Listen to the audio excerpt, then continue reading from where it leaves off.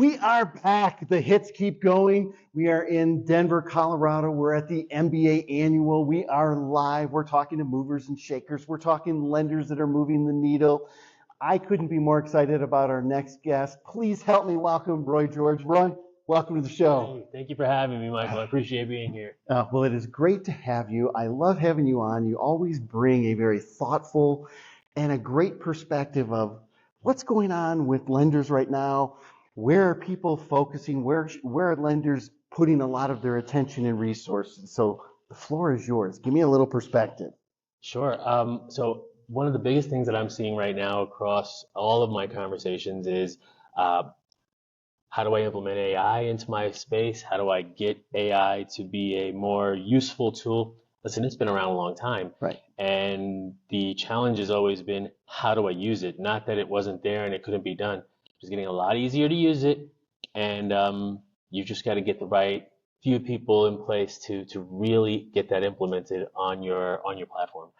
I love that you brought up AI. I've had a lot of great conversations here. I've partnered with Ruth Lee. We're doing AI readiness assessments. And I think it's one of those topics that AI is not going away. And what I find so fascinating is it can impact, or it has the potential to impact, every position and every employee in the company.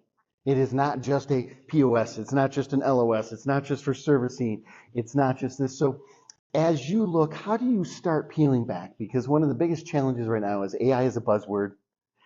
A lot of people say they have it. A lot of people haven't implemented it.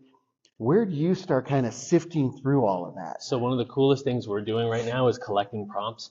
And I don't mean like from the internet. When LOs at the residential companies create prompts into like a ChatGPT or something like that, we're collecting those prompts to say, hey, this is a question a loan officer asked.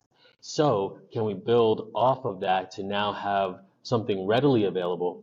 And I got to tell you, the level of capability that I'm finding with ChatGPT 4 and the new versions. Last week, we had a loan officer who put in something in regards to a tax return. Okay. And ChatGPT actually recalculated that tax return. Now, I had to go in there and stop him completely, right, because he didn't realize that when you put the tax return in there, it becomes public information. Now, the good news was it was his uncle's. So, at least we didn't get burned there, but we can't do that. You have to manually input it in as if it's a generalized scenario, right, not a real scenario. But it actually went into Fannie and Freddie's guidelines. It pulled all the data and recalculated everything to match Fannie's guidelines and gave us an extra $1,800 in income.